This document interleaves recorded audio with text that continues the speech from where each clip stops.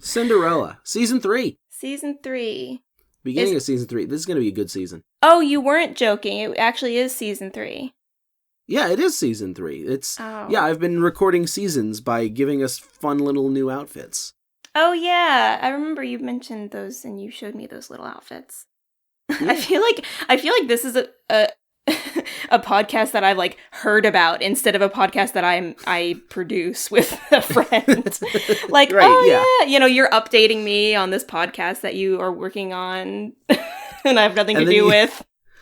Like once a month we'll have a fun little conversation, and then you'll occasionally hear like fun stories about this podcast. Sooner or later, we're going to be like at a theater and you're going to be like, so we're going to see this podcast finally, huh? And I'm going to be like, we're doing our live show. I know. Yeah.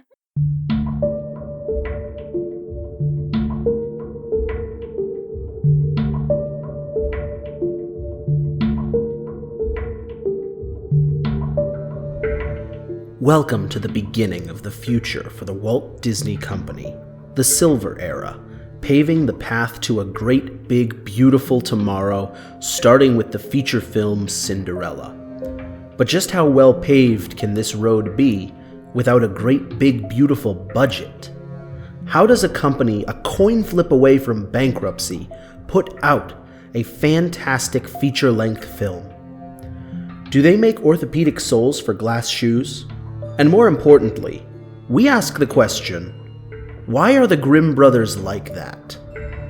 Hi, my name is Nate Conrad. This is my friend, Abby Rose. Join us as we begin dreaming, wishing, dancing, dashing, and as always, dissecting the mouse. But yes, I wanted to tell you something very fun. What's a fun thing?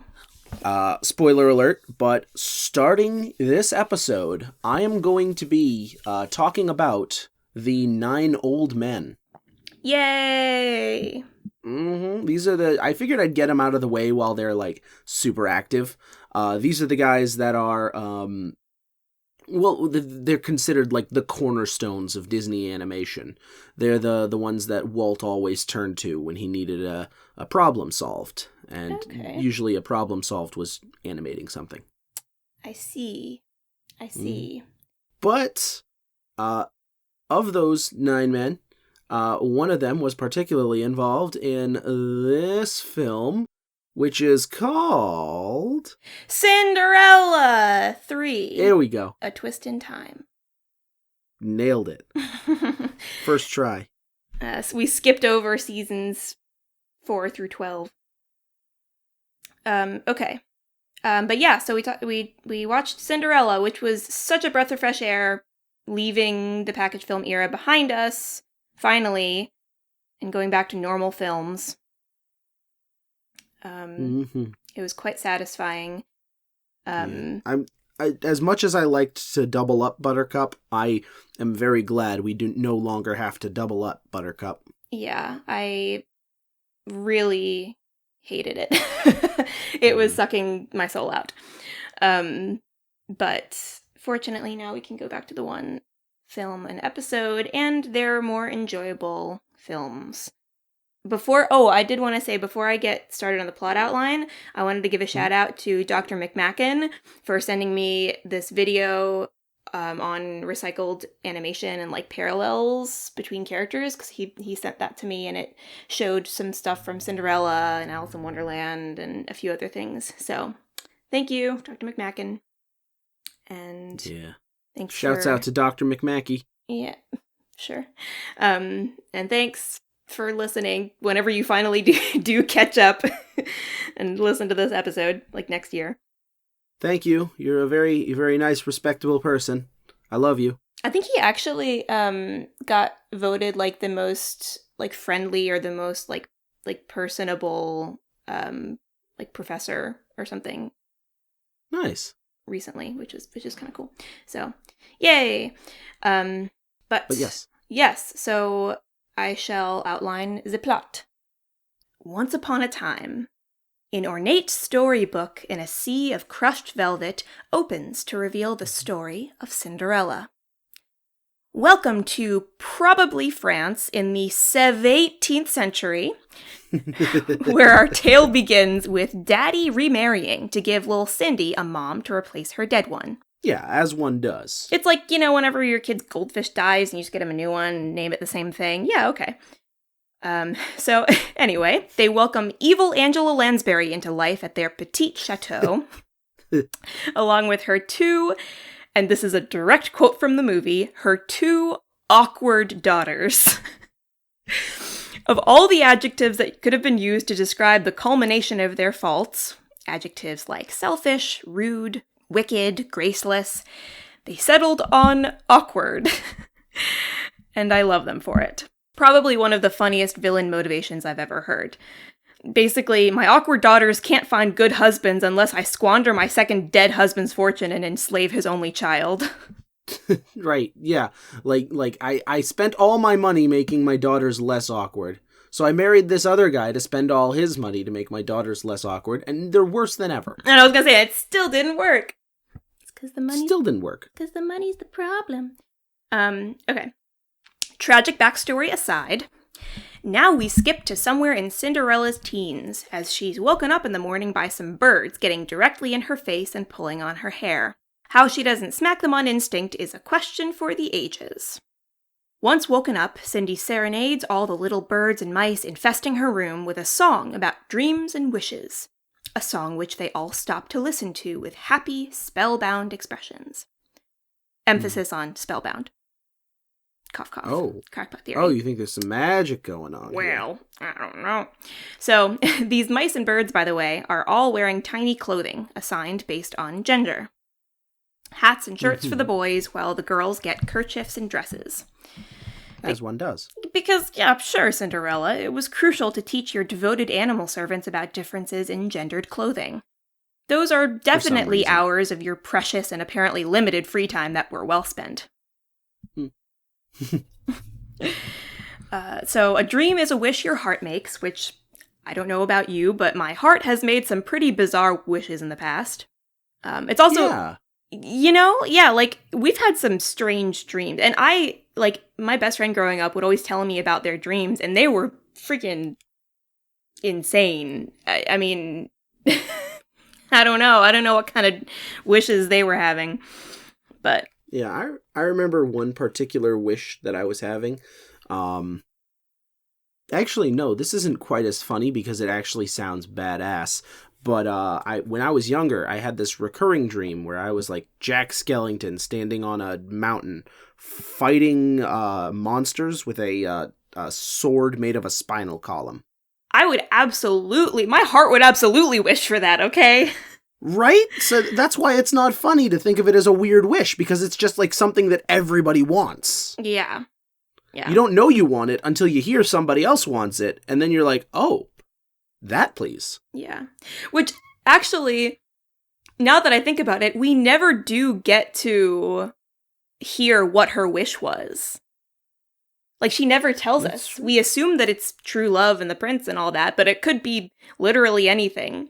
I don't know. It could have been for some nice orthopedic shoes. Yeah.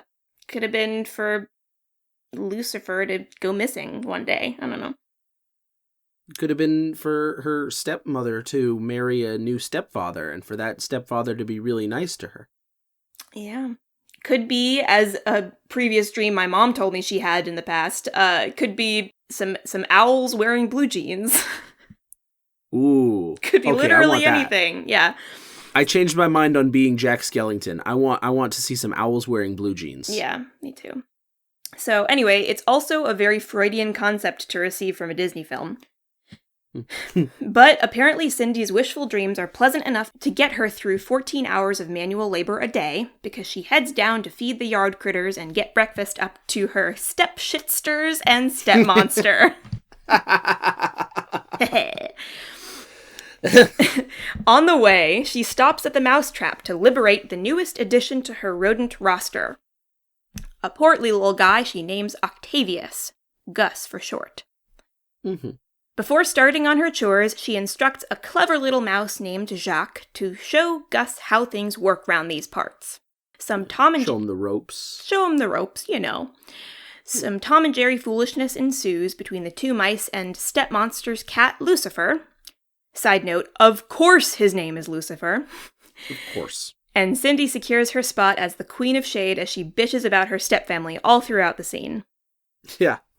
That's one of my favorite things, like how they put her over in the intro as she remains sweet and gentle and docile, and then to all the mice, it's like, you aren't gonna believe the audacity of these bitches. And then she, like, threatens a cat with physical violence, and yeah, she is buck wild. I love her.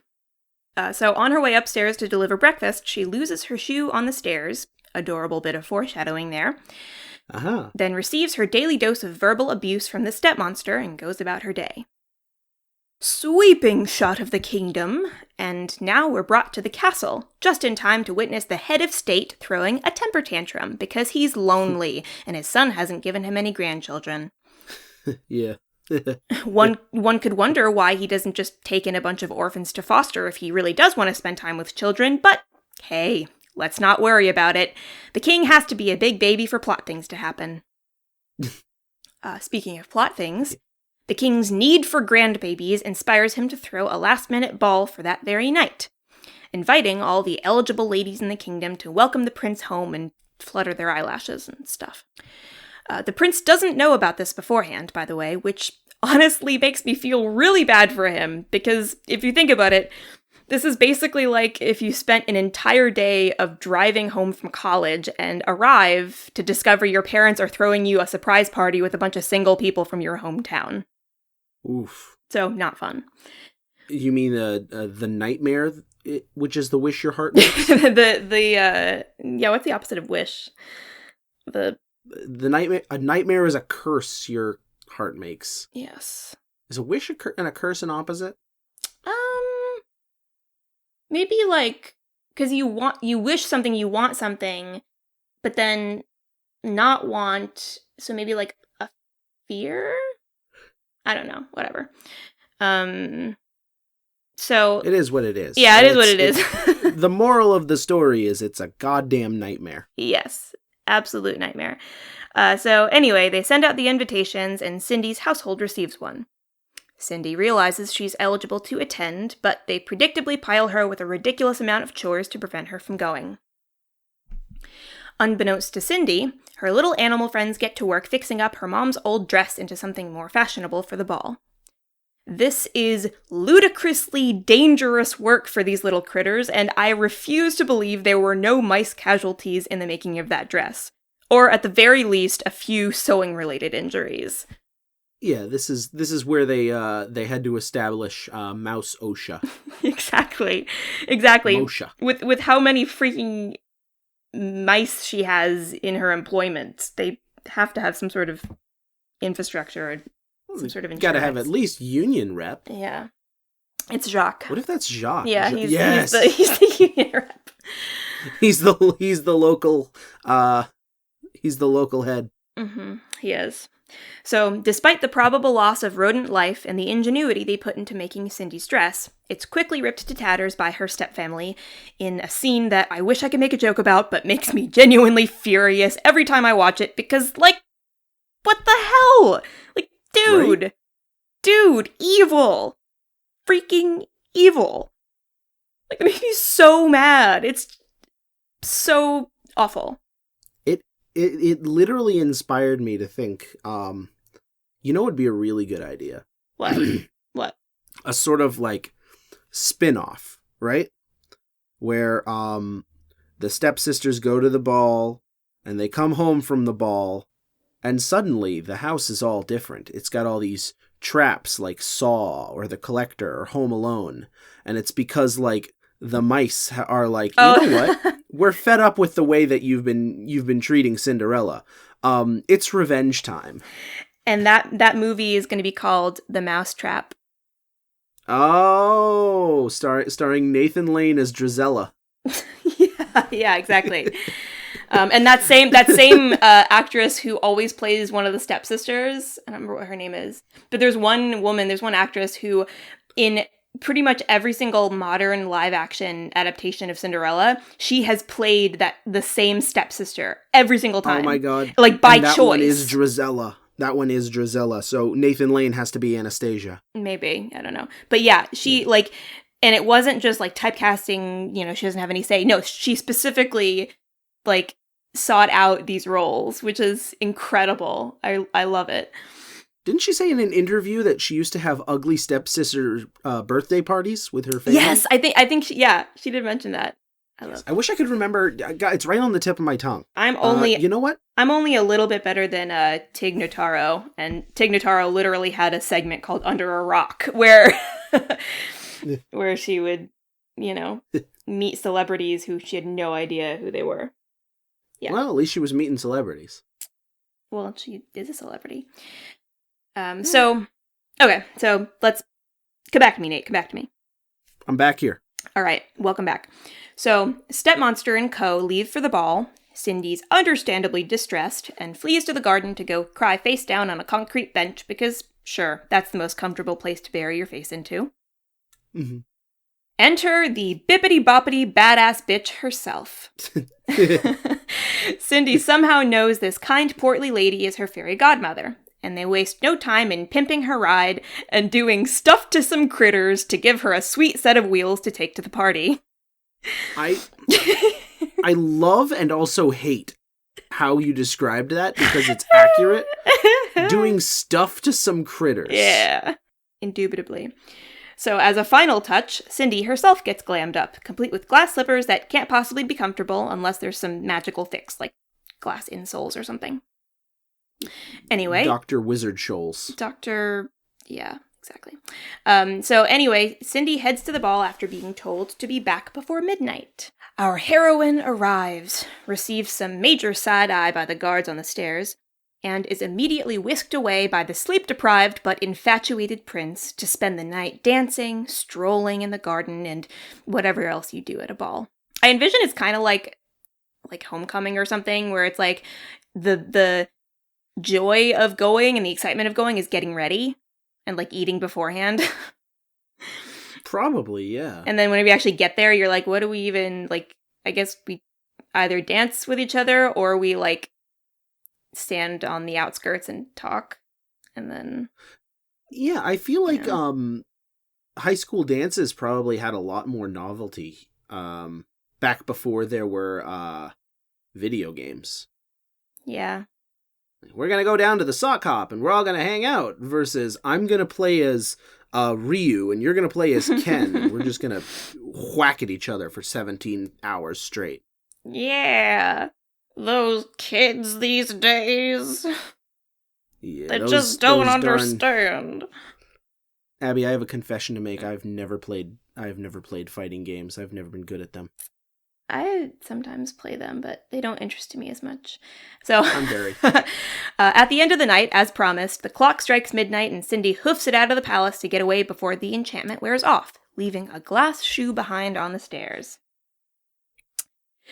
The king's aide sends mounted armed militia. Let me say that again. Mounted armed militia after this poor girl for reasons that remain beyond my understanding. And they pass right by as a deglammed Cindy makes her way back home with her deglammed critters. Like, what? Mounted, I know the reason. Armed, what were they gonna do when they, like, if they caught her? What was the protocol when they were they told, hey, this will be our future queen? And so we need to freaking ride her down with mounted, basically the freaking evil human kings from, like, The Lord of the Rings. They basically stick those after her. They hook up a whole team of headless horsemen. Yes. And say, get them. They were like faceless shadows that were outlined in red. I mean, it was full on like headless horseman, like coloration. Yeah. Wild. Yeah. Utterly wild. You know, I can tell you the reason. What was the reason? For some reason. For some reason. Sure. For some reason. Yeah. Like, and why were they so ready? Like, I don't even know. They're just sitting there chomping at the bit. Like, they're the guards specifically in reserve if somebody tries to leave the king's party early. Because you've seen the way he freaks out about not having grandkids, okay? Somebody leaves his party early, decides they don't want to hang out with him. Oh, you're partying in the dungeon, buddy. It's like you know what it reminded me of? Actually, I just realized it now. It reminds me of the Rangers from Elf. The Central Park Rangers. Yes, the Central Park Rangers. Totally. That come all the way out of left field. But maybe they're so mad. Ooh, I just found a bonus crackpot theory. It's a similar thing. The reason why they're so merciless is because, similar to how Santa put the Central Park Rangers on the naughty list in Elf, the fairy godmother maybe like did something to them, or like refused to, like they maybe used to be animals and so she turned them into humans and then she refused to change them back or something, and so they're super salty. Like, I was just thinking like the king never invites them to a party because they always gotta be on guard, so that's why they're super pissed. Well, they would have to be super pissed at Cinderella specifically, because if they're super pissed at the king, they wouldn't even bother finding Cinderella, you know? No. They're just pissed at anybody who goes to a party. Yeah. Apparently so. Anyway, so that just made me laugh because it's never commented on how it's like they send basically like SEAL Team 6 after this like 16-year-old girl wearing one shoe. Like, what is the thought process? Yeah, whatever. It's hilarious. And the rest of the movie is like so chill, and then that one part you're like, whoa. you catch a glimpse to like the darker side of probably France in the 17th century. 17th. Yeah. Yeah. So, all right, so after that, the prince announces that the girl who the glass slipper belongs to is his true love, and vows that he will marry her if they ever meet again. Hearing this, the king sends his aide out to try the shoe on the foot of every eligible lady in the kingdom. Logical. After a night of feet, he finally arrives at our petit chateau, where Stepmonster has locked Cindy in her room to prevent her from trying on the shoe. Can I just say real quick? Yeah. A Night of Feet is the Quentin Tarantino movie that they refused to produce. He produces it under his own label, like his own Night of Feet. It's a different name too. He's Tintin Quarantino. Stop. So, yes, she escapes with the help of animal friends, and when the glass slipper is shattered in front of her by her stepmonster, Cindy is cool as a cucumber and pulls the shoe's twin out of her apron. It fits her size 4 feet. There is much rejoicing, and they live happily ever after until the sequels. Yay! Mm-hmm. I say that sounding sarcastically, but compared to like some stuff that we've seen so far, it is an absolutely great story. It is, yes. Compared to the dumpster fires that we've seen thus far, it is masterful cinema. Yeah, and I want to say, like, you know, it's hard to beat because they didn't have too much of a story in the package film era, but they did have some pretty good characters. Yes. But this one is held together by some really good characters as well. So speaking of characters. Yeah, speaking of characters. Tell me the things. My third attempt at the segue. Tell me the things about the people. Well, I'm not going to start with people. I'm going to start with birds, actually. Birds are people, too. Birds are people, too. That's right. We respect you, Pearl from Steven Universe. They're peep, peep, peep, peep, peep. Oh, aren't you funny? I'm upset. I'm upset at that one. No. Good. No, the podcast is officially over. This is the end of it. Sorry, I know that was a really cheap pun. Oh my God. Do you have one more in your system?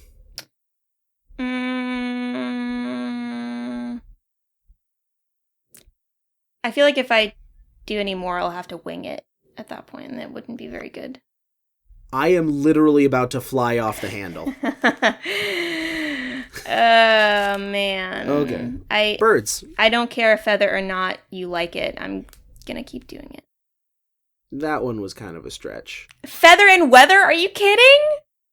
I feel like we had a good rapport going for a while.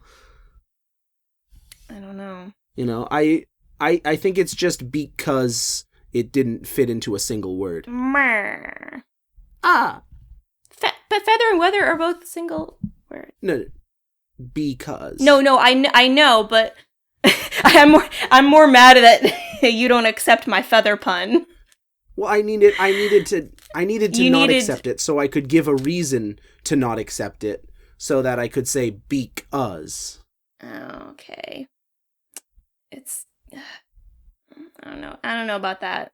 Hey, I'm just winging it here. I already used that one. then I'll segue into the birds then. Okay, sounds good. Okay. That's where your talent lies.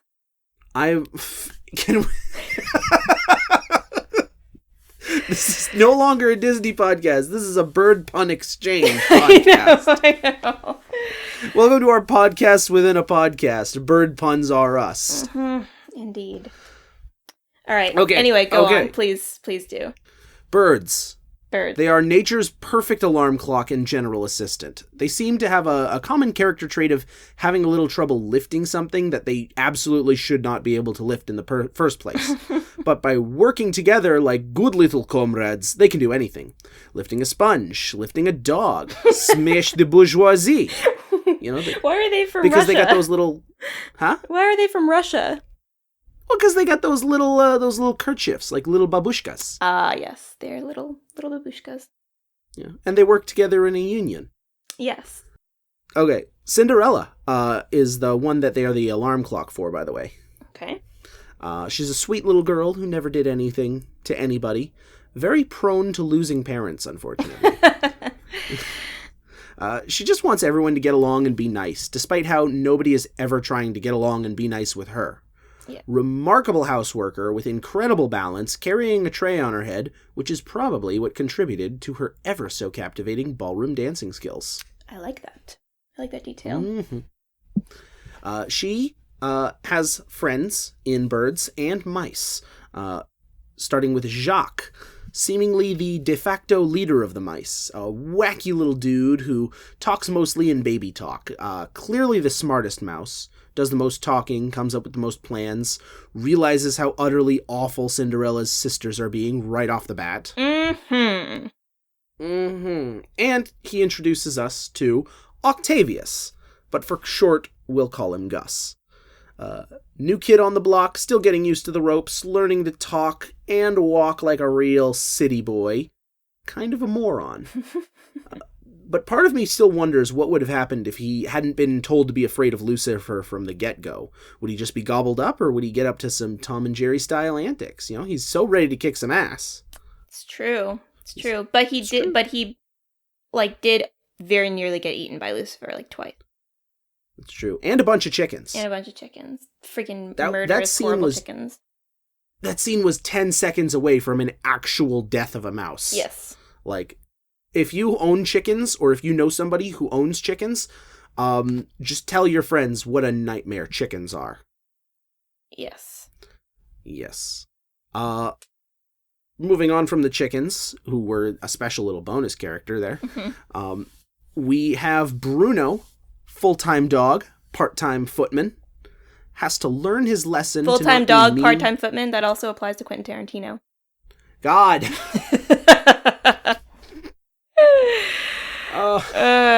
Sorry, I mean Taran Quintino. Taran Quintino, yes, that's the one. Mm-hmm. But yeah, Bruno has to learn his lesson to not be mean to the cat and try to get along, only to have to learn his lesson that if someone is committed to being a bastard, then you have no obligation to get along with them, and you have an obligation to push them out of a 9-story window. Yeah. Yeah. Speaking of people who get pushed out of 9-story windows and are committed to being a bastard, we have Lucifer the cat, who is, you know when you meet somebody who doesn't like cats, They describe this exact cat as the example of all cats. Yeah, that's true. Actively malicious, causes problems on purpose. No redeeming qualities. Nope. As it stands, we're left with a just totally irredeemable jackwagon. Yeah. Speaking of irredeemable jackwagons, by the way, we are moving on to Lucifer's owner, the Lady Tremaine. The HBIC. Head bouffant in charge. Her hair is that big to hold all of her mean and nasty thoughts. She was rich, wasted all her money, married a rich dude, he died, wasted all his money, and there's no telling where it goes other than into that nightmare updo. She is diabolical, she is scheming, and she is more than capable of figuring out the true identity of the mystery girl. But somehow in the moment she wasn't smart enough to realize that breaking one slipper wouldn't preclude the possibility of the mystery girl actually having the other slipper. I don't know. I'll allow it. I think it wouldn't necessarily be a cognitive stretch in the moment of, like, panic of, like, I locked her in, but now she's suddenly free, you know? I guess. I mean, life's coming at her fast right now. Yeah, I'm... Like half an hour ago, she figures out that Cinderella was at the ball and locks her in her room. 10 minutes...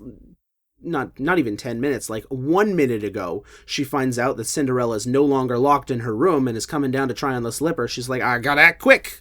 Yeah. I gotta secure the future for my friggin' ugly daughters. I'm sorry, awkward daughters. I'm sorry, idiot daughters. I'm sorry, awful daughters. Where did I leave off?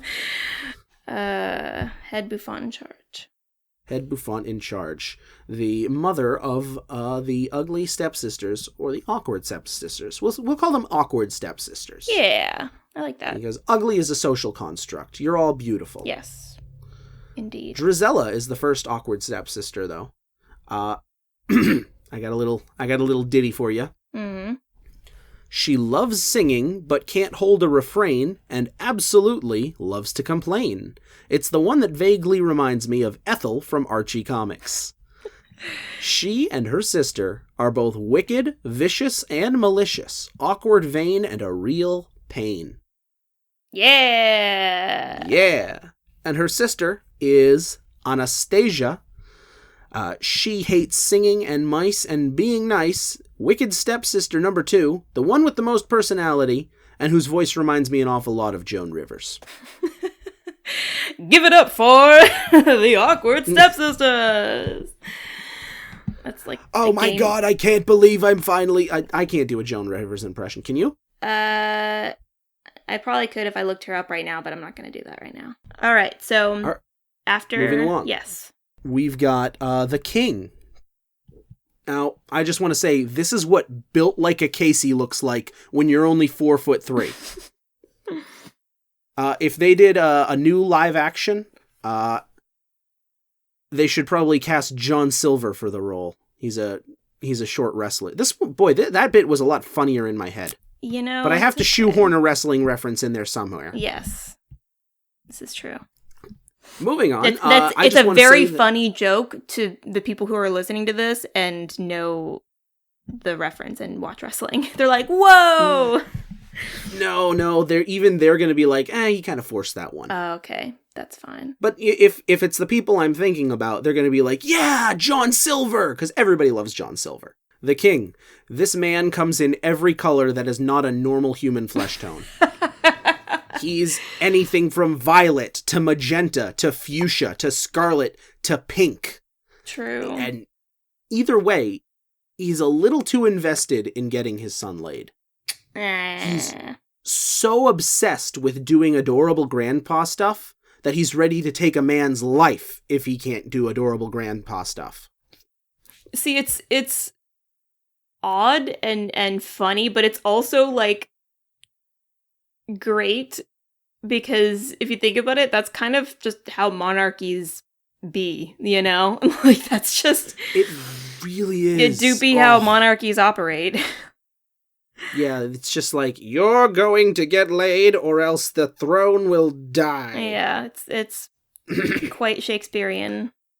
And then his son is like, Father, it's France. The throne's gonna die anyways.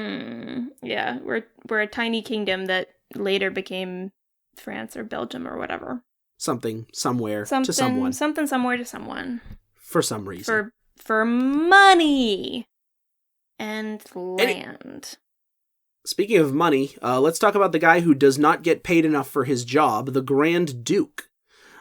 He is the one who, if he can't get the prince laid, his life is on the line. Indeed. His job includes being chased around by the king with a sword and watching some dude jam a shoe on every maid in the kingdom. Speaking of that guy, we have the footman, the one-toothed wonder of this movie. Yeah, we got one.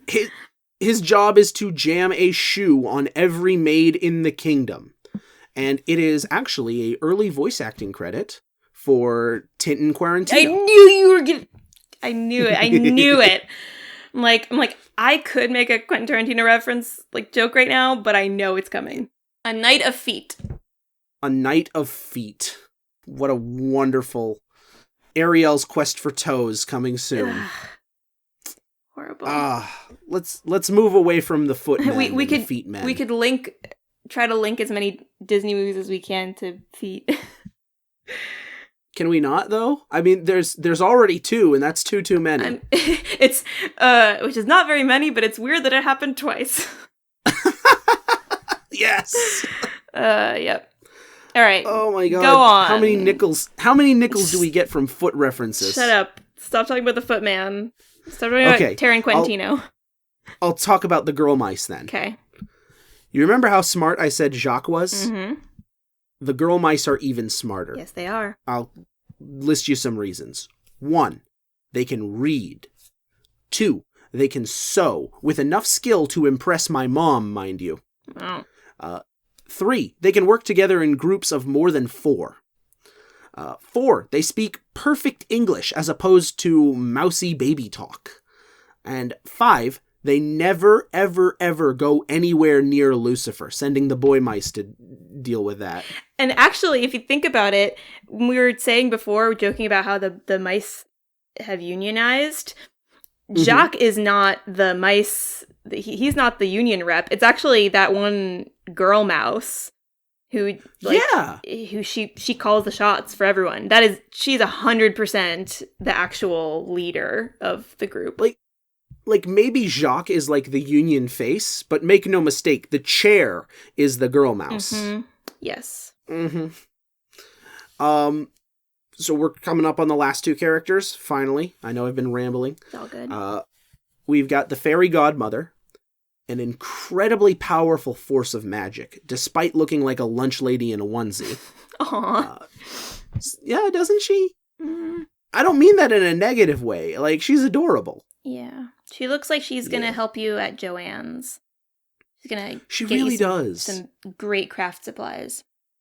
She looks like if you show up at her house on Halloween, she's got full-sized candy bars. Oh, without a doubt. Without a doubt. Mm-hmm. And she spins a jaunty little rhyme as she transmogrifies flesh, fruit, and fabric alike. And then we never see her again. Goodbye. Goodbye. Prince Charming. We have gone full Clark Kent. We've dropped the Ellen entirely. And yet, I've never seen a man look so bored so often in my life.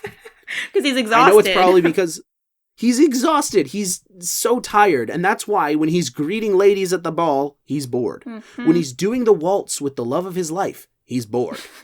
When he's realizing that she's the love of his life, when she didn't even know he was the prince, he's bored. When he's watching her get away at the stroke of midnight, he's bored. The dude is zonked out of his mind. He is Less than indeed. 10 lines of dialogue in the whole film. We love him. We love him. He doesn't say much, but he doesn't need to. Yep. A man. Yeah, he's a man of a few words and fewer actions. When they were coming up with his character, they dropped the Ellen entirely. So when they were coming up with his lines, that's why they weren't degenerates. Oh. I'll make a funny. Oh, is that what you were doing? Yeah. I'm sorry. Oh, you didn't think my joke was funny? My comedy? I was just winging it. You're definitely a funny dude. So, that's everything I have for characters. Yay, now I know who I watched. You do, but who were they based on? Well, I am qualified to tell you. I should hope so. All right, so let's... That's why I pay your paycheck. My paycheck of $0.00. Well, you already had 0 cents. Blah! Hey. Hey. Zing! That was a Joan Rivers joke. Yes. So, anyway. Source material. Yay! Ethically sourced material. Organically farmed, harvested. Cage-free source material. Free-range source material. So, my research for this mostly came from the wiki pages for the film, the original story, and a few other odds and ends, as well as an NPR article by Linda Holmes called A Girl, a Shoe, a Prince, the Endlessly Evolving Cinderella. I'm going to plug these into the credits at the end. Okay, sounds good. Actually, can I sprint to the bathroom really quickly? Yes. I'm so sorry. I need to pee desperately, and I'm like, I want to be able to actually, do source material justice, so I'll be right back. No problem. We're making great time, by the way. Yay! Good. Abby had a pee break.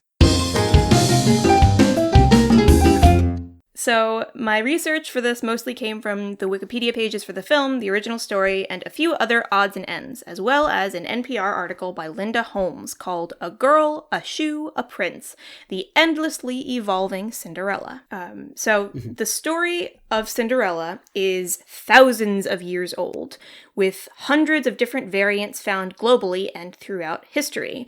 It's, among folklorists, it's kind of a theme or a widely acknowledged thing that Cinderella is one of the most widely variable stories. I mean, there's so many variations. It's crazy. I think somebody even wrote a book called 365 Cinderella or something like that, where it's over 300 different versions of the Cinderella story. You could tell a different Cinderella story as a bedtime story to your kid every single day of the year. Yes. Which is pretty insane. I mean, some of them you probably wouldn't want to tell your kid. Because there's some, well, we'll get into it. There's some cuckoo banana pants ones. Cuckoo. So, yes, but it is super old. Kind of like the Jack Tales. So, though the stories details sometimes vary wildly, the core concept that links them together is always a rags to riches theme, with a girl in low-class squalor who overcomes her oppression to improve her station through marriage to a man of high social status. I don't need to tell you how iconic and globally recognizable Cinderella is, but I do like how Linda Holmes puts it when she says, "All it takes is a girl and a dress and a shoe. People get it." Yeah. Which I'm like, it's, yeah. You know? It's kind of like doing casual cosplay. Yeah, people you need those certain elements and then people get it. Yeah, you get the wig and you get maybe 2 or 3 accessories and easily recognizable. All it takes is a bucket and the number 413. People get it. Oh, you've activated my kill code. Yes. Now I have to go hunt down a clown boy in Massachusetts. Uh-oh. So, anyway, Homestuck references aside, the earliest version of this story, Cinderella, not Homestuck, is... Stop. The earliest known version of Homestuck. Oh, man. Okay, anyway. So, the earliest version of Cinderella is Rhodopis, written by the Greek historian Strabo, somewhere between 7 BC and 24 AD. Now, Rhodopis is a story about an enslaved Greek girl. She's a Greek courtesan who marries the king of Egypt. And the inspiration, like the figure who is said to have inspired that story actually goes back to around 600 BC. So it's even older, the inspiration. But Yeesh. yeah, but this story itself, Strabo's version, is right around 7 BC. So in Rhodopis, a Greek courtesan is bathing one day when an eagle swoops down and steals one of her sandals. It carries the shoe to the Egyptian court and drops it in the lap of the king, who admires the shoe's beautiful shape and is curious about how it could have fallen on him out of nowhere. Mm-hmm. Jokes about King admiring beautiful shoes aside, he searches all over for the wearer of the shoe, finds our Greek courtesan Rhodopis, and they get married and live happily ever after. By the way, I wonder if you could guess what color that freaking shoe is. I'll give you one guess. Shut up. I will not. No. What color? If there's one color I'm gonna guess a color, but I just want to get out of the way that I refuse to believe that the rabbit hole goes this deep. Oh, you better believe it. What color? Tell me. Is it a red shoe? Yes, sir, it is. Son of a bitch! You win the prize. It's freaking... Not alive! It goes all the way to ancient Egypt. Bro. We're only on season 3, apparently, according to you. How many red shoes are there? Apparently, more and more. Red shoes. Freaking red shoes, bro. Freaking red shoes, bro. Hell yeah. Hell yes. I was so happy when I read that in the article. I'm like, is this real? Is this... Man, yes. The ancient Louboutins as foretold in the prophecy. If a dream really is a wish your heart makes, then I should be dreaming about red shoes every single night. Because, that is my favorite thing. They're haunting us. I love it. It's a sweet dream and a beautiful nightmare. So... Sweet dreams are made of shoes. Directed by Quentin Tarantino. Damn it! Yep. We need a tally. We need a drinking game. All right. Ding. So that's this episode's drinking game. Every time we make a Quentin Tarantino joke, drink. But you need to drink it from a shoe or like a beer stein in the shape of a boot. Isn't that a thing? You've got to get the Bierfest Das Boot and drink it from that. Exactly. That's actually his favorite cup to drink out of. Oh, that's a low-hanging fruit, but yeah. Okay. It is indeed. All right, so similar to Jack and the Beanstalk, Cinderella's folktale prominence has led it to be cataloged in the ATU Index, which is basically a huge database of folklore themes. Cindy's classification is tale type 510A, persecuted heroine. Now, I think there's a tale type 510B that is a similar, other Cinderella variants are classified as that, and I think it's that's whenever the antagonist is... I don't remember.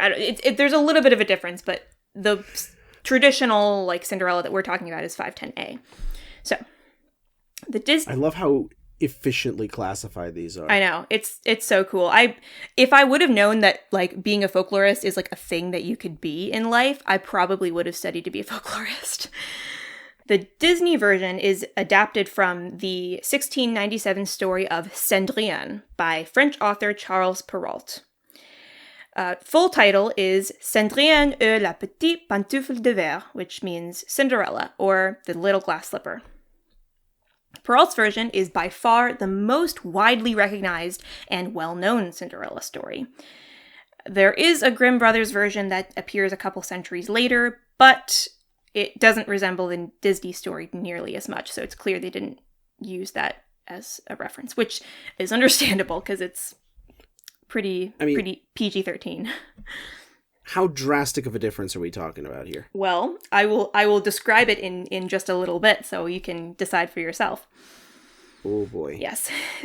So Perrault added new elements to the fairy tale, like the pumpkin coach, the fairy godmother, and the idea of glass slippers. Which is why, it's so widely recognizable as his version, because it's those were all his inventions. So, I actually read a translation of Perrault's version, and there are a few things that surprised me. The first is that her father isn't dead in that. He actually doesn't die when she's a little girl. He's still kicking around when all this stuff goes down. But he just does whatever his second wife tells him and doesn't stop them from treating his daughter like dryer lint. Yeah. In fact, the narrator says that Cinderella doesn't try to ask her dad for help because she knows he's just going to yell at her for it. Hey, real talk? Yeah. I liked him better when he was dead. Same here. Better die a hero than live long enough to see yourself become browbeaten by the villain. Better Off Dead, starring John Cusack. Mm-hmm.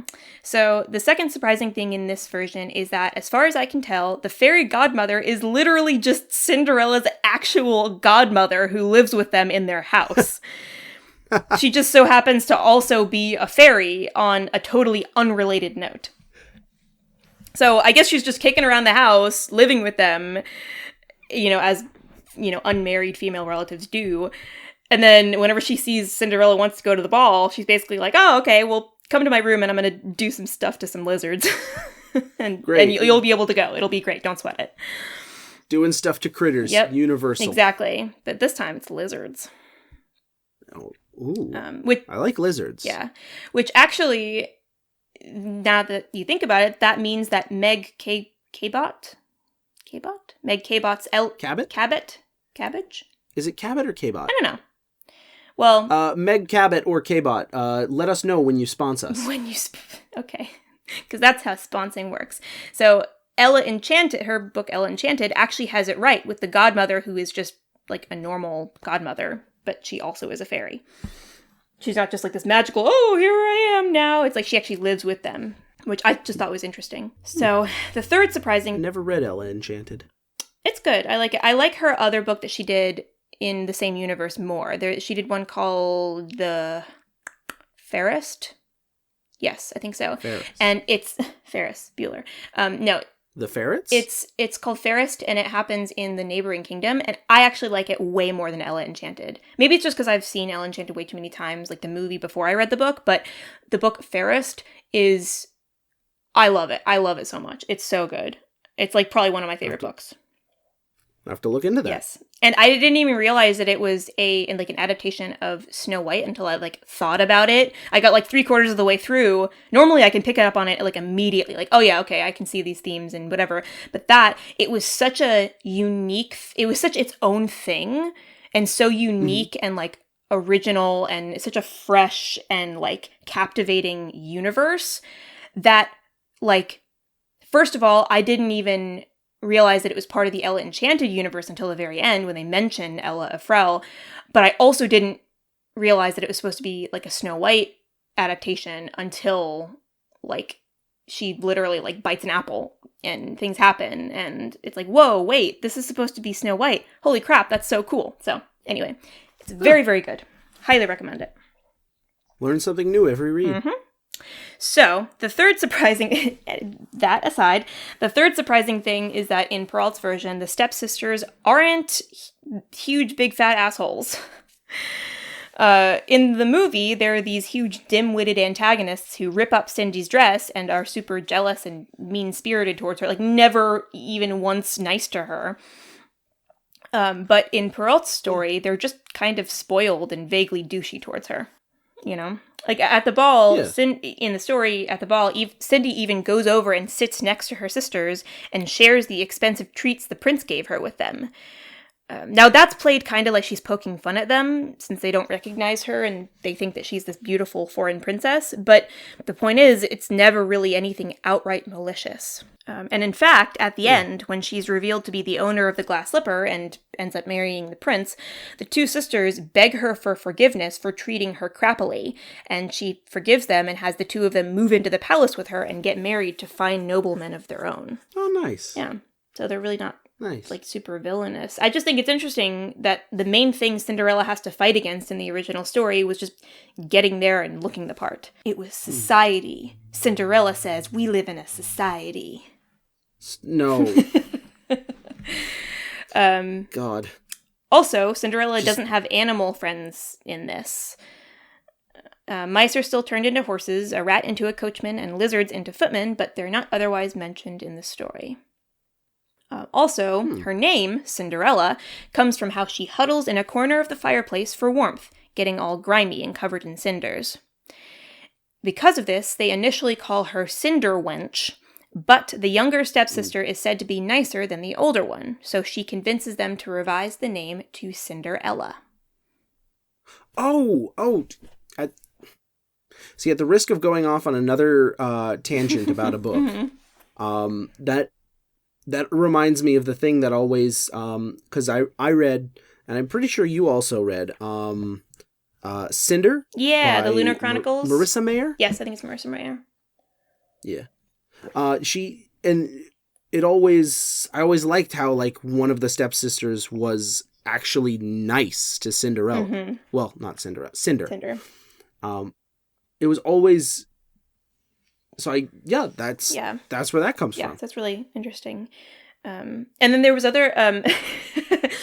to reference a third book, there was a book, I don't remember what her name, maybe Alex Flynn? I don't remember. The author of Beastly, which actually is a good book, even though I don't think the film was very good. The book actually was way better. I've heard the movie is pretty terrible. Yeah, I think it was pretty bad. But she does I think the author's a she. She does a book about, like, it's like a Cinderella adaptation, but she does it in a way that, like, the stepsister is, like, kind of sympathetic. Like, it's so good, and it completely kind of flips the narrative on the head and makes Cinderella almost kind of the antagonist, which is really interesting. But and actually, the reason why I even bring up a third book is because, I mean, look at how much variation.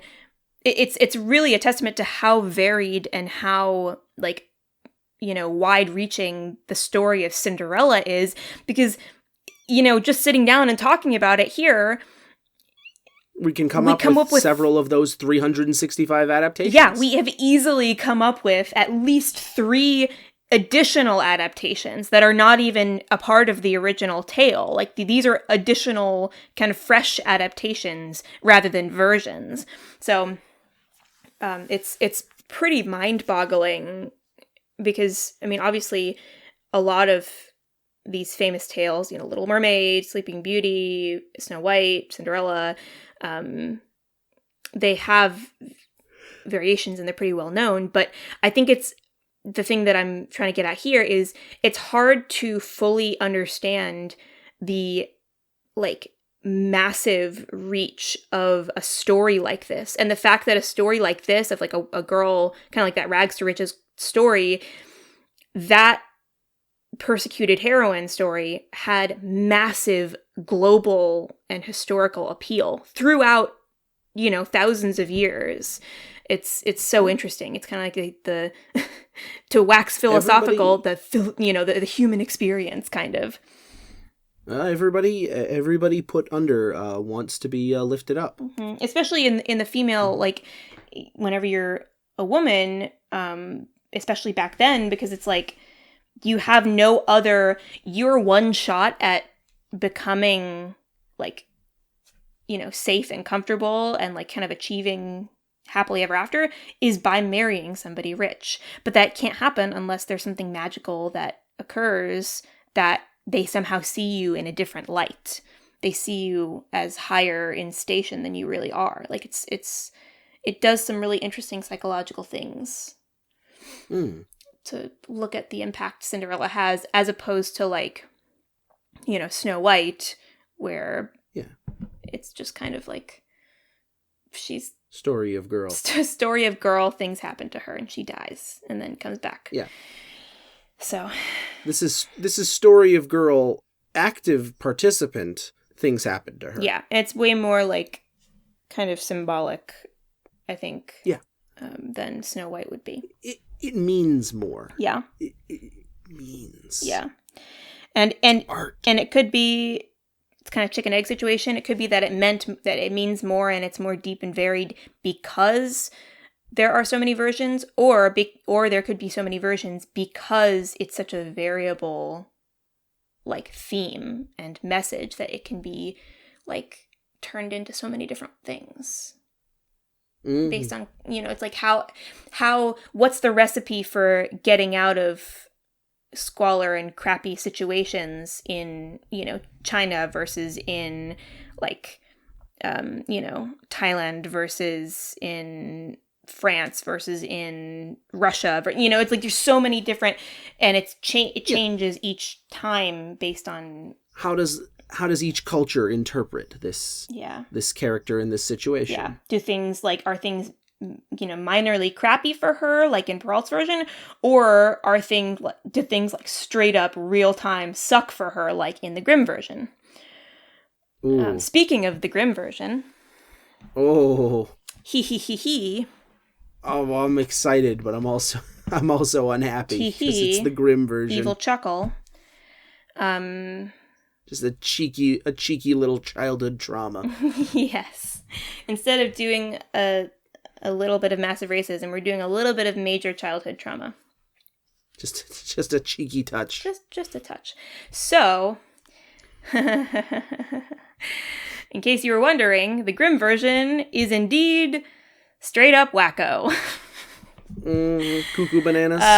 There's no fairy godmother in this, but there is a tree that grows from her mom's grave that she prays to and gets her fancy goods that way.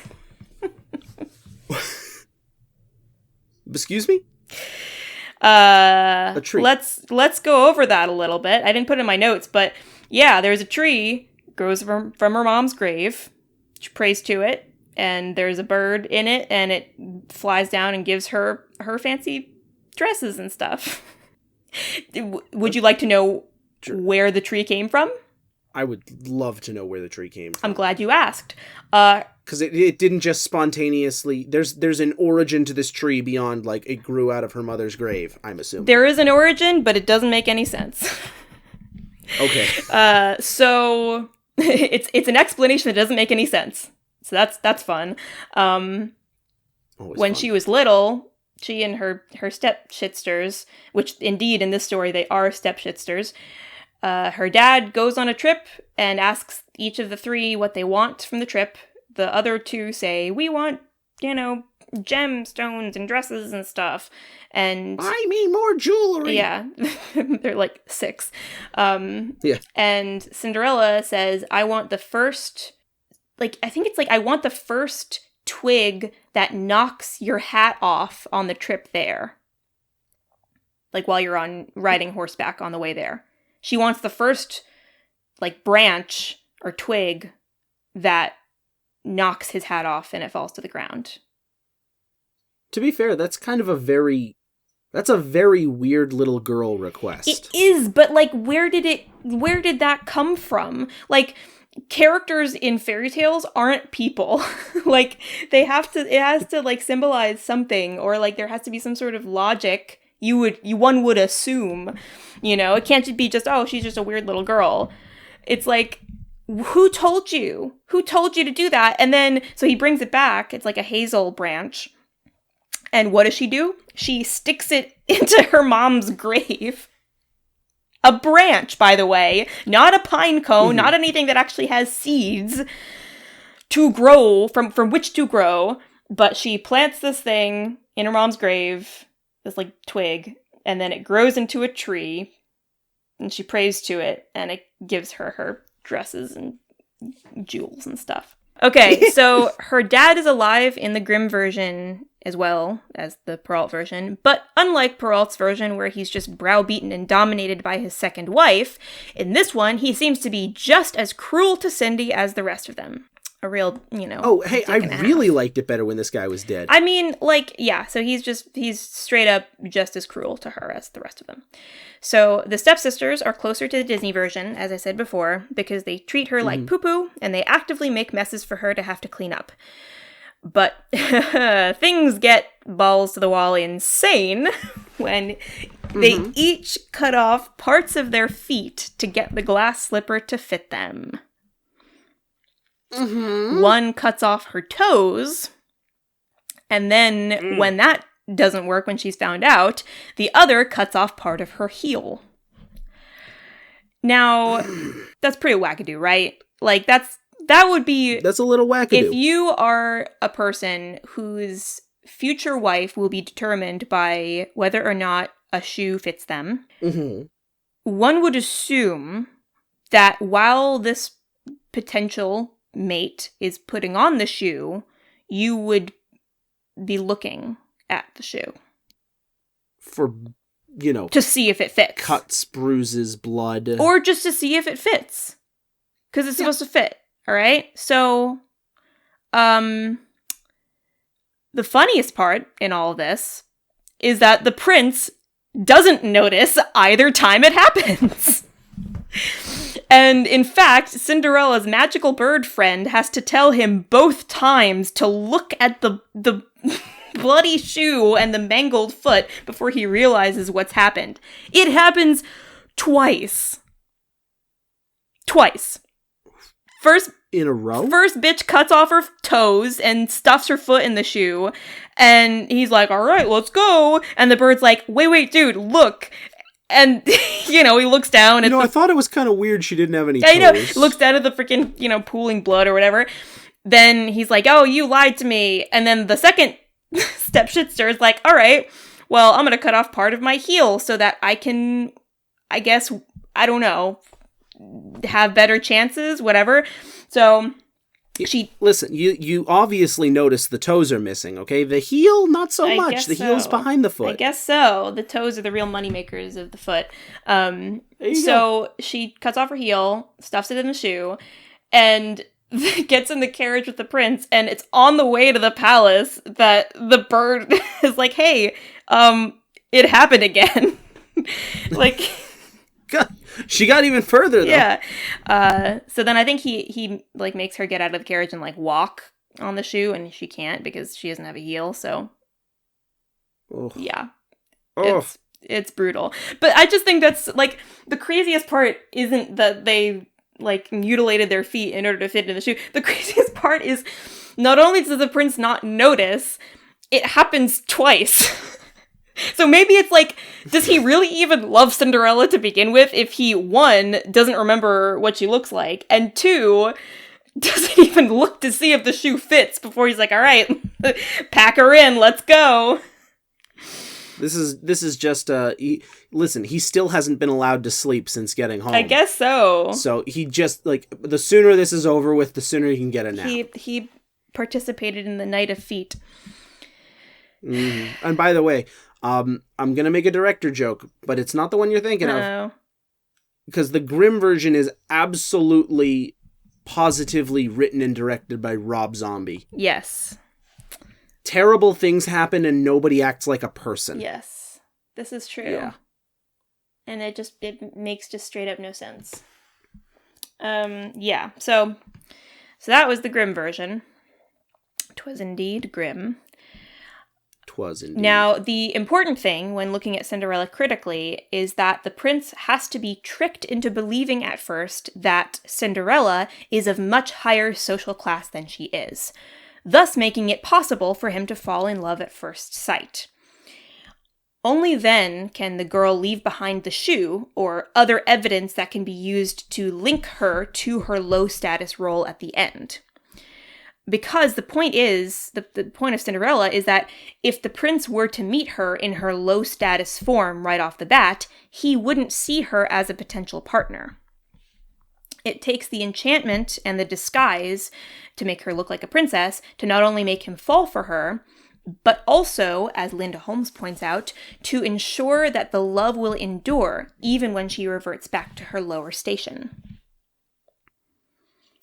So he has to be so kind of enchanted and enamored by her, and she has to look so good and so amazing and be so appealing to him as this highborn person in order to make her just as appealing in her lower station. Got one shot at this, yes. And we've got to paint a masterpiece. Yeah, and so there has to be, in order for there to be a really good, in order for Cinderella to work, there has to be a strong like class system, and there has to be a strong sense of class boundaries where upward mobility and like class mobility is possible, but very improbable and very uncommon. Oh, I see what you're getting at. Yeah. I see what you're getting. This wouldn't work if there wasn't a class or caste system involved in the culture. Yeah, as Linda Holmes hilariously points out, Cinderella wouldn't work in an egalitarian collective, which is really funny. Wouldn't work in a hippie commune. Yeah, if everyone's the same station, or if it's like acceptable to like kind of move around, then Cinderella wouldn't work. So it's the themes of Cinderella wouldn't endure. So I think it's really interesting. But speaking of social status, something I've noticed is that in the classic Cinderella tales, Cinderella herself is almost always of noble birth to begin with.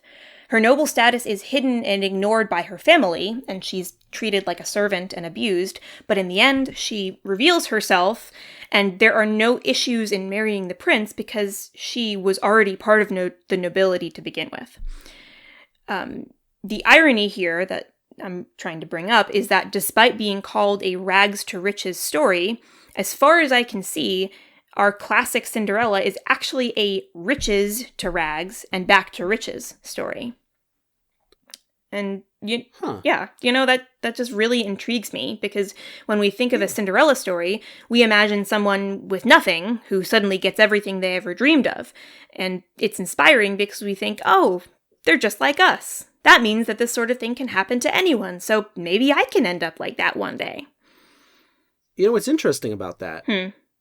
Is that's the theme of Rhodopis. Yeah. Because, yeah, she was, but like, I highly doubt that anybody, like too many other people, know the story of Rhodopis off the top of their head. So when they hear the Cinderella story, they imagine Rhodopis, even though like the theme in the narrative has changed, where it's like you don't start out the lowest of the low, you start out high, low, then high. Mm-hmm. Yeah, and it's also interesting too, because like courtesans and like the concept of like kind of like slavery and slaves in the ancient world, in general, it's different than what we think of as slaves and slavery nowadays. As opposed to chattel slavery. Yes, she would be. I mean, she's kind of like a concubine, which obviously is kind of that form of slavery. But yeah. But yeah, it is interesting though, because then as we go throughout history, it is. And class becomes a lot more important. I mean, it already was important in the ancient world, but then it became more, like, titles and stuff became even more important. With, you know. Varying on the culture, like a concubine comes with a certain level of class. I hesitate to say class mobility. I also hesitate to say class advantage, because at the end of the day, you are like a piece of property, but you're a piece of property that has to be respected by multiple people in the kingdom. So it's like, it's not ideal, it's not good, but it's also not like the end all be all of there's nothing you can do about it. Like you can still go to college, you can still like, right. Yeah, it's like it's a more attractive choice to be like a concubine or like a courtesan in like an ancient world than it would be to, stay like on the farm or stay the daughter of like a poor like merchant or something, because you have sort of like this noble protector. If you get kind of bought to be somebody's personal concubine, it sucks, but it's also you're living a better life than you would otherwise. But it's different because then they include the family into it, and they include kind of that suffering of like it's like the pathos, as I think you're gonna say later on. It introduces that sympathy of like things suck for her. Like, I mean, things probably didn't really suck for Rhodopis very much. I mean, it wasn't ideal, but like courtesans were treated way better than like today's sex workers are.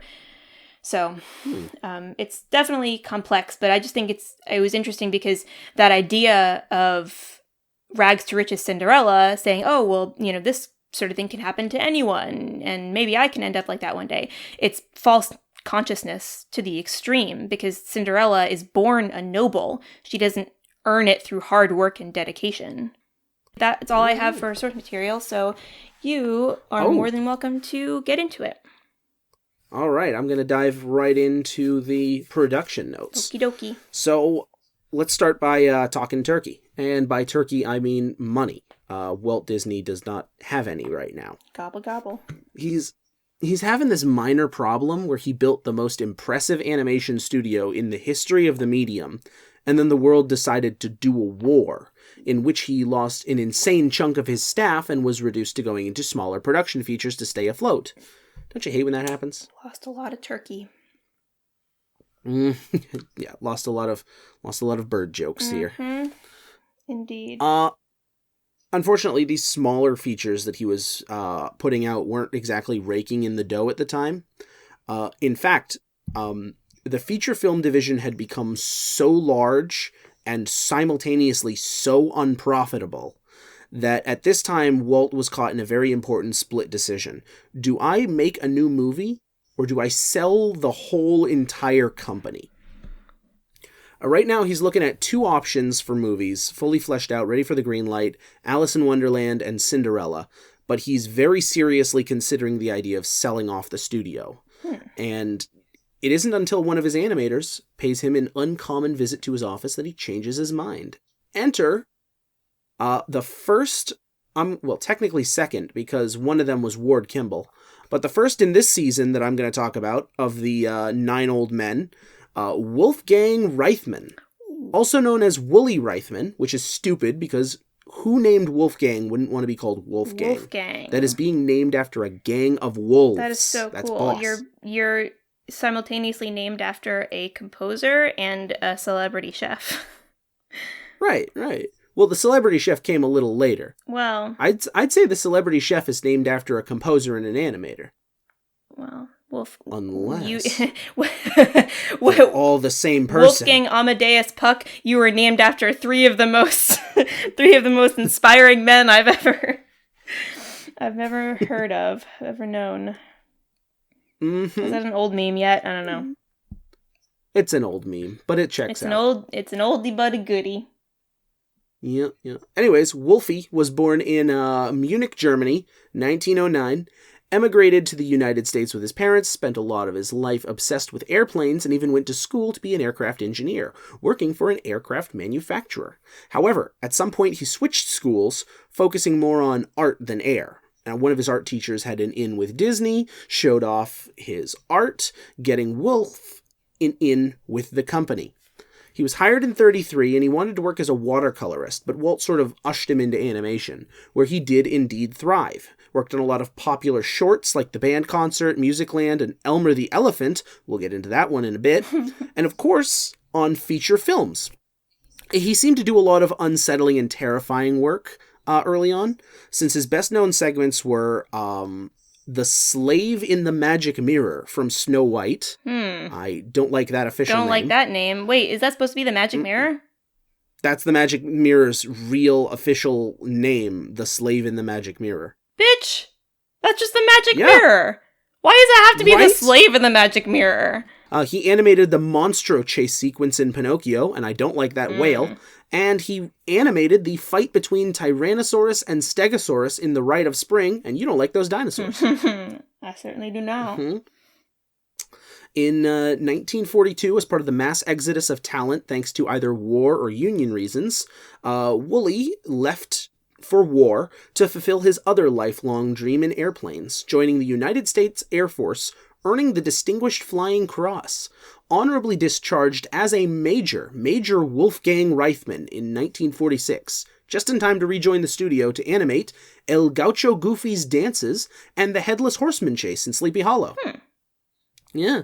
He was the one who appeared unprompted in Walt's office, just out of the blue, just to say how much he really liked the storyboards on Cinderella. Now, presumably, I'm assuming this reminded Walt that there were other real people in the studio, real artists with real ambitions who really liked what they were doing and presumably wanted to press on. bear with me here, because I'm applying like my logic to Walt. Selling out would mean going out on his own terms, and another failure would sink the studio. But sinking the studio by putting out another film, like a creative company going out creating, is also kind of going out on your own terms. That's what I think Walt could have thought, and that's what I think Woolley could have thought, because, basically that's what they did. Walt spoke to the two teams working on Alice in Wonderland and Cinderella, letting them know that they were going to bring back a classic Disney tactic. Cinderella would be the next movie released, but both would continue to be in production at the same time so they could race to the finish. And it seems like everything's back on track at this point, except for the turkey. The turkey made of money, the one that does not exist. Yes. Walt had to keep his costs as low as humanly possible, as low as Dumbo, lower than Dumbo even. Fortunately, there had been a lot of work done on Cinderella already in the pre-production department. He did a Cinderella cartoon at Laugh-O-Gram in 22, so he had a basic structure. He knew where he wanted to go. He got a story treatment and a list of gags done for a silly symphony short in 1933 that never materialized. Specifically because they kept adding things to it and making it a larger and larger story. It was an early candidate for the first animated feature film, overshadowed, unfortunately, by Snow White. But that story treatment got handed off to Al Perkins, who wouldn't finish the script, but he would later go on to write books for and with Dr. Seuss. So that script got handed off to a lady named Bianca Majoli. We'll get to her later, because her script wasn't used either. The final script was written by two guys. One of them was named Joe Grant, and the other one was a guy that they poached from Fleischer Studios, the same guy that developed one of Betty Boop's most famous sidekicks, Coco the Clown. And his name, I shit you not, was Dick Humor. God, I love him. Dick Humor. I love that man. That's the greatest name in the world. We love Dick Humor, we love Tee-Hee, and we love... Oh, who else do we love? Wolfgang Amadeus Puck. We love Wolfgang Amadeus Puck. There are a lot of great names back in the early 20th century before people, ruined language forever. We like Ub Iwerks. Ooh, Ub Iwerks. That's another really good name. That's a good name. You don't have any Ub Iwerks anymore. No. Everybody's got normal names There was only one. He couldn't have been reproduced. Yeah. He works. I works. Yeah. Yes. So the script was done by Dick Humor and Joe Grant. And they had a million years of concept Dick Humor art and Joe Mama. Joe Mama. Yes, the creative writing dynamo duo. They had all the concept art that had been kicking around since 1933. All that was left was to put it together in a satisfying way, and they achieved this with a method that was new to Disney. Not totally new, but new to Disney. They took actors, and they had them act out the scenes. And while the actors were acting out the scenes, they shot them on film in just the way they wanted them to look. And then they took that film, and they used it as a reference. It wasn't a rotoscope, where you trace over people's outlines like they did for Two Silhouettes, and was very common for Fleischer Studios. But it was something that they weren't allowed to deviate from as a visual reference. It was their only valid interpretation. The reason for this was because in the past, animators had been allowed to go off on creative tangents, and those creative tangents would have caused scenes to be rewritten and reworked. And normally that would lead to something much more magnificent and beautiful, but it was also very expensive because you had to put more work into rewriting the story and rewriting the scene, doing new keyframes. So it was expensive, and it was impossible then. Another thing they had to do was forego the complex background line work that Disney was known for in older feature-length films. You remember how rich the backgrounds were in, just Snow White, Pinocchio, Fantasia even. Things you would notice, you'd go back and you'd notice something new that you'd never seen before, like a wooden owl on the stairs, or yes, like a like a fancy hat that's just floating down the street. Yes. Yeah, you couldn't do that anymore because it was too expensive to get all that line work done. You needed the backgrounds out now and fast. So they went for a more streamlined style based on the impressionistic influence of Mary Blair, who had become Walt's go-to for stylization ever since he lost Tyrus Wong in that tragic fired for no reason accident. Yes, that tragic house fired for no reason. That horrible, terrible, racial bias for no reason. Just hate when that happens. It's such Don't a you hate tragedy. Fortunately, Mary had a keen eye for color and a sharp fashion sense that gave us delightful visuals and lovely modern dresses that we see in this film. In fact, the scene where Cinderella stares from her tower out to the castle is directly based on a self-portrait that Mary had done of her looking out into the future. And stylistically, you'll notice that the colors out in the distance, out near the castle, are bright and vivid. And her tower, and Cinderella's tower, is dull. And they used a lot of this, color design to trick audiences into believing that the flat animation was just as stunning as the depth and shade of Pinocchio and Snow White. And it was. But it wasn't as elaborate, and you got the sense that it was as elaborate. But this isn't the Mary Blair episode. This is the Mary Blair's episode is next. We'll talk about her major influence on Alice in Wonderland next. But this episode we're talking about somebody different. Whomst is it? We are. It is, and I apologize, this is going to be a little bit of a downer topic. We're going to be talking about Bianca Majoli. Vent it out.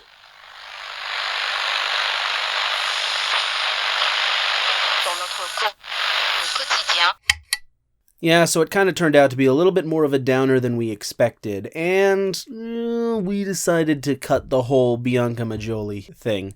But if you really want to hear the story of Bianca Majoli, we saved the clip.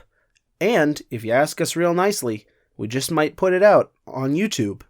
So hit us up on Twitter, or Tumblr, or, I don't know, whatever social media accounts we have. Just talk to us. We love you. Thank you. I love you.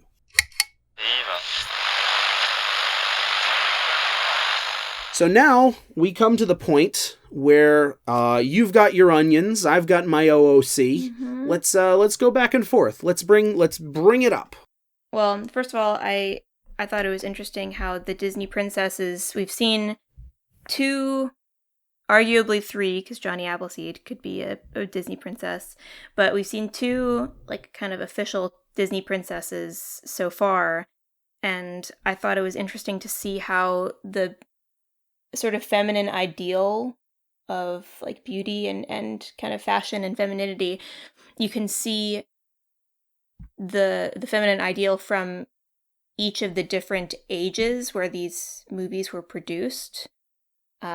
It's reflected in each princess. So Snow White, since it came, in the late 30s, and we still had some influences from kind of the 20s, kind of flapper, old Hollywood look. Snow White is heavy-lidded, pale, with blush and eyeshadow, and a very old Hollywood starlet glam. And Cinderella, on the other hand, coming in later, she is blonde, and she has peachy golden skin, not super, super pale. And she has a more, kind of apple pie, poodle skirt, American cheerleader, girl next door look. A bit more of a Brady Bunch look. And little more of the progression into, the post-war ideals. Kind of bronzed and, makeupless.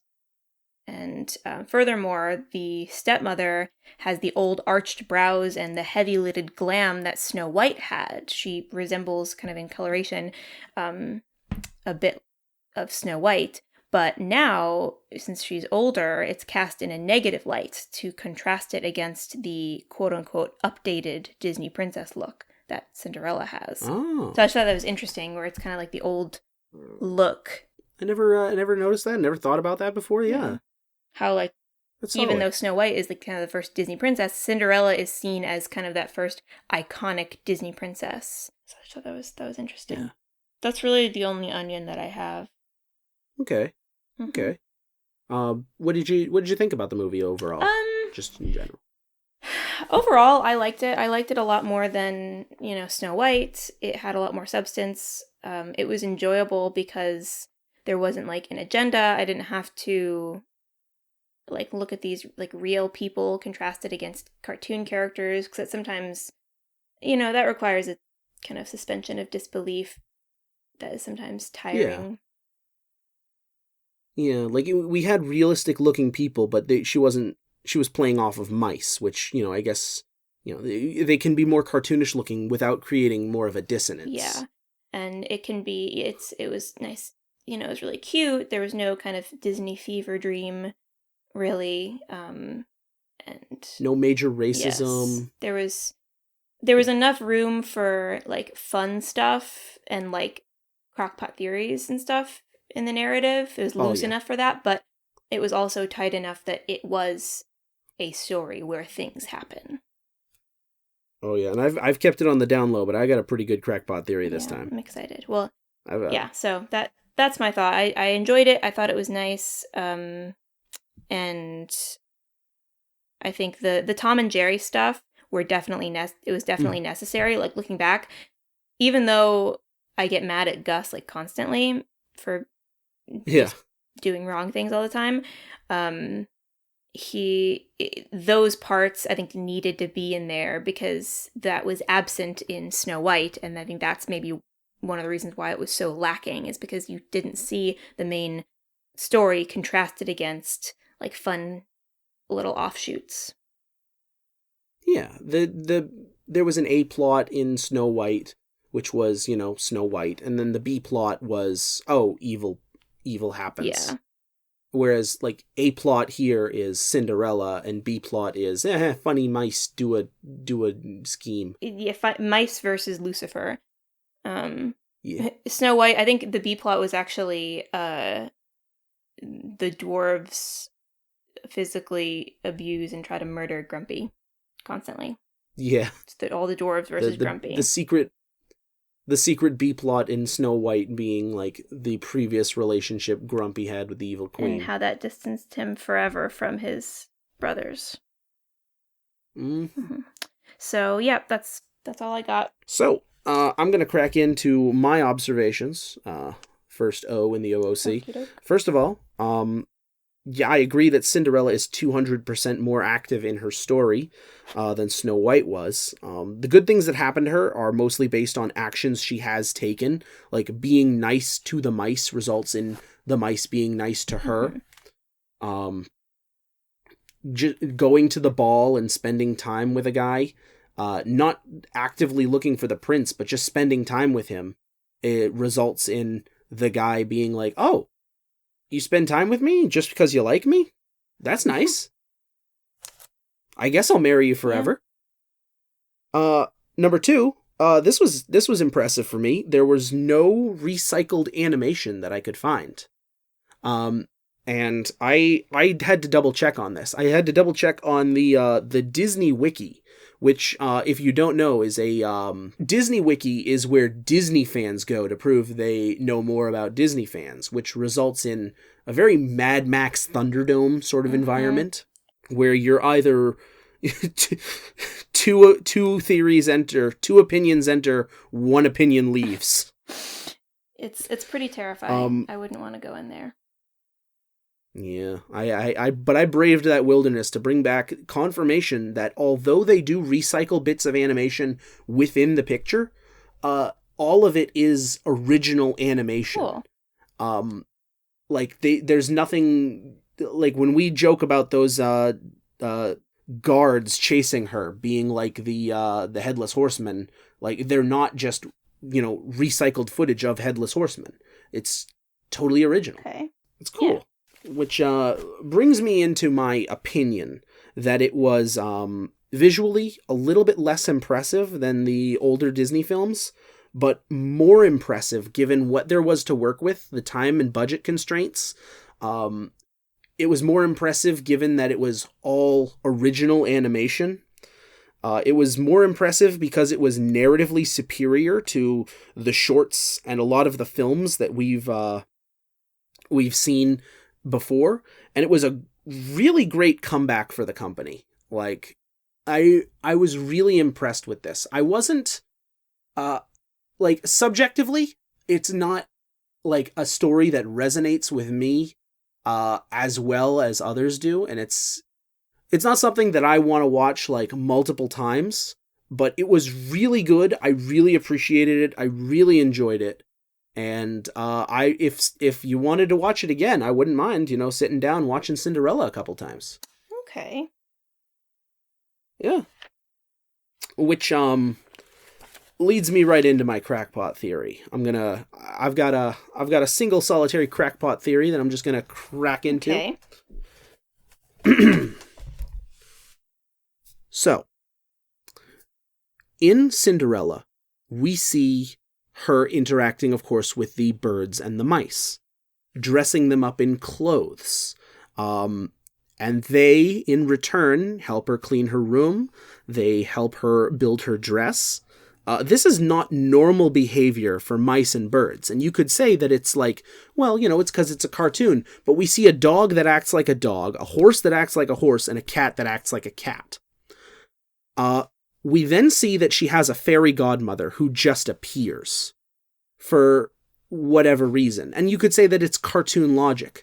But I think, and here's where the theory is, that the birds and mice are actually lesser fae, that they themselves are little fairies that she rescues from certain situations out of the goodness of her heart, and in doing so, she befriends them.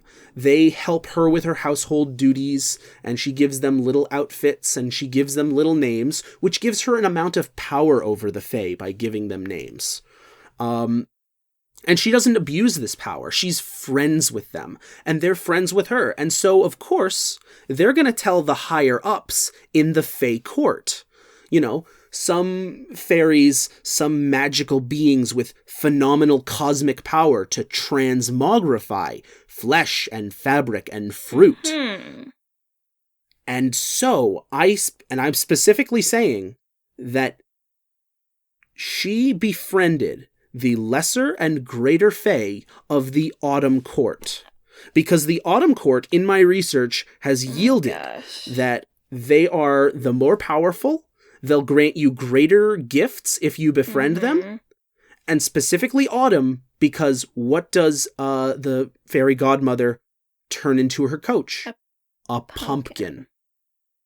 A pumpkin. A very symbolic of autumn sort of gourd. Yes. Mm-hmm. That's very specific. That's very specific. That's what makes it impressive. Super crackpot. Thank you. You're welcome.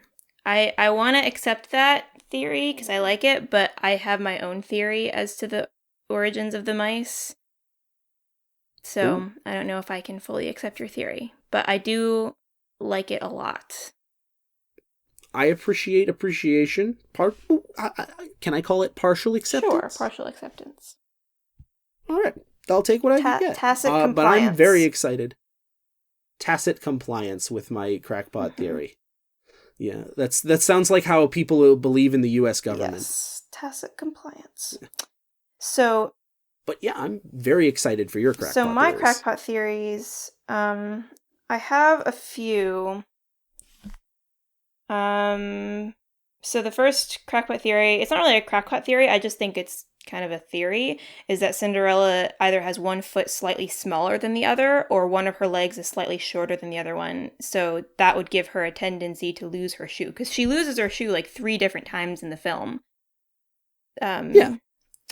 And so I feel like that would be because one of her feet is slightly smaller, so she would always lose her shoe, or she has like one leg slightly smaller, which means that her step like her footstep, like cadence, her rhythm would be a little bit different.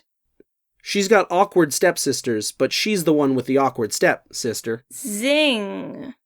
Zing! Bada bing, bada boom! Zabazee, zabazoo! Zoot Suit Riot. Roll back a bottle of beer. I could do with a bottle of beer right now. All right, so my second crackpot theory, and this is like the real, like these are real crackpot theories, is that Alice Liddell is the granddaughter of Cinderella. The reason why I theorize about this is because the footman that comes to the estate to try on the shoe, he is dressed in like really Alice in Wonderland. Like he looks like he's from Wonderland. He's like One Tooth Wonder. He has like a completely different color palette, like dressed up completely differently from anyone else. He almost looks like the Mad Hatter, kind of like a younger version of the Mad Hatter. And he looks completely different. And also I theorize that Cinderella, her own daughter, was raised by Cinderella to kind of, Cinderella's like, okay, well, you need to dream and you need to find wonder in the world and be creative and imaginative and whatever. But then her daughter decided to kind of go against that because she needs to be a part of the real world and she needs to be kind of a realist and use logic. But Alice, once she had Alice is a dreamer like her grandmom. So that leads her to Wonderland because she also has an affinity for talking to animals. And she has that sense of, creativity and whimsy about her that allows her to find herself in Wonderland. So, yeah. Huh. That it's kind of like the crackpot theory on Bongo Part 2. Yes. Yeah, where the Bongo is the grandfather of Yogi Bear. Yeah. So yeah, I think Alice Liddell's the daughter of Cinderella. And then my other crackpot theory, the one that goes against yours, or is different from yours, is that the mice, the fact that like the mice are, the only animals that speak, and they have little clothes, and they act kind of human, and all of that jazz, and the fact that the boy mice they speak in that kind of mouse Latin slang dialect, caused me to theorize that the mice actually used to be human, like street kids and orphans, that the fairy godmother turns into mice and sets them loose in the house for Cinderella to find them and take care of them.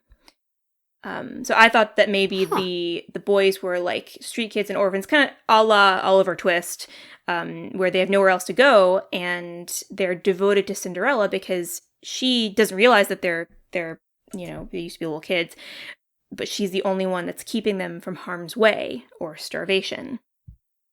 And Cindy, I figured she could either know at least something is up because she seems to recognize the fairy godmother, or she could just be clueless and takes care of them and talks to them because she's nice and there's not much else going on in her life. Because Gus, like whenever they find Gus in the mousetrap, he's a newcomer. He's a brand new mouse, but whenever she holds up the shirt to put it on him, he immediately raises up his arms as if he knows how to put on a shirt. Yeah. And he also knows how to put up his fists. Yeah. And he's kind of a scrapper, which could be he's fresh from kind of the streets. Like he's like this little kid who was kind of scrappy and trying to make it on the streets, but then the fairy godmother, took him and yeah. Huh. And it could be that maybe like if they've served her, and if they've been good like guides to her for long enough, then they can be turned back into humans, or something like that. But yeah, So that's my, and actually that actually reminds me of a theory that I thought of too. Regardless of whether or not they're actually human or magical or whatever, at the end we see the mice in the palace now, and they're dressed all fancy. Mm-hmm. So that makes me theorize that maybe this is the beginning of when we later see the movie The Great Mouse Detective, and there's like mouse parliament and like a mouse Queen of England and like a mouse, different like mouse governments and like there's a whole mouse society. Makes me wonder, since this is supposed to happen in like kind of the 16th or 1700s, maybe this is like their first establishment of mouse royals, kind of. And then that can spill over, because that's mouse culture moving from France to England. Mm-hmm. And then mouse culture could spill over from England to America, and more of an international society. Fievel Goes West. Well, yeah. I was thinking The Rescuers. Oh, The Rescuers. Yeah, that too. But could also be Fievel Goes West. That would be the connection to the Dawn Bluth cinematic universe. We're creating a whole... the MCU, the Mouse Cinematic Universe. Yeah, it's a wicked tapestry we weave. And that's a tapestry of mouse tails. Mouse tails? Like Tails or Tales? Yes. Okay. I see. I see. But yeah, so that's a bonus crackpot theory, is that they established the first mousy government. Boy, you've had a lot of crackpot theories cracking into this one. I had more, but I have since given up on them, because I think I told them to you before and you didn't seem too jazzed about them. So I was like, I'll let them go. We're getting there. So should we get to ranking? Mm-hmm. I think we should get to ranking. Do you want to go first, or do you want me to go first? Yeah, I'll go first. Because I had a lot of trouble with this one. Let's just do top 5. A lot. We're just going to do the top 5. And, it's subject to bounce around a little bit. But for now, all things considered, my top 5 is going to be Bambi, Fantasia, Three Caballeros, Icky Toad, and Cinderella. Yeah. Mm-hmm. I rearranged a few of them based on the strength of the stories and characters. The further I get from Make Mine Music, the more it, sort of falls towards my lump of package features. So right now it's just outside my top 5. And by the way, this isn't to say I enjoy it less. By far, with 2 exceptions, I've enjoyed just about every other film, and I would recommend all of them for viewing. So I just, like, the more it's like when I rearranged Bambi to the top. The more I watch these movies, the more I change it, the more it affects my opinion I've had on other movies I've watched. Which is the point of watching all of these. Exactly. So good job. You're doing the thing that we want to do. I'm proving the theory. Yes, the crackpot theory. Now I will tell you my ranking. I'm ready. Bambi, Cinderella, Icky Toad, Fun and Fancy Free, Pinocchio. Pinocchio. Huh. That's a little switch around. Is it? I don't know if it is. You had Make Mine Music at number 5. But because I think Pinocchio was like number 4 or something, and then with Cinderella that shifted them all down. Oh, I might have screwed up when I rearranged your ranking list. Good. But yeah, that's mine. And I did it, and then you did it, and we did it. We did the thing. We done it. Yay. We done it. Well. And as we said, coming up next, we're going to be doing Alice in Wonderland. Mary Blair in Wonderland. Mary Blair in my heart. The Blair Wonderland Project. All right. So now, after all of your puns, after all of your vicious puns, I can say, get out of this house of mouse until the next time we dissect the mouse. Okay.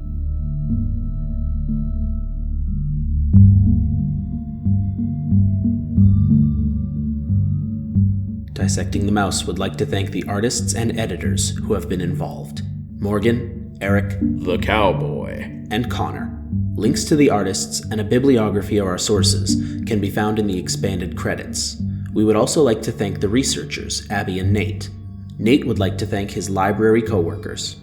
As it is a review based on subjective opinion, Dissecting the Mouse is not intended to be a scholarly source. Thank you for listening.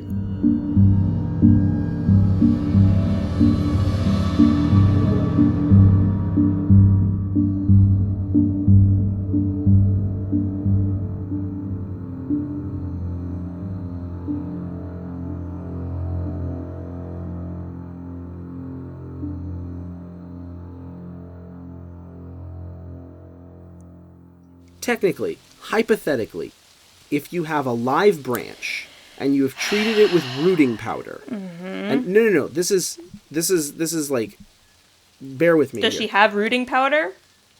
Exactly. If you have a live branch and you've treated it with rooting powder and you've done everything right and you place it in the soil with perfect conditions and you wait like 50 years, you can grow a branch from a tree.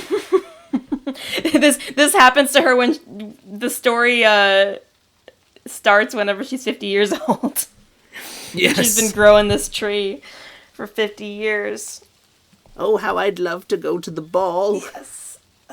Gotta love her. Dance my hip away. Cougarella.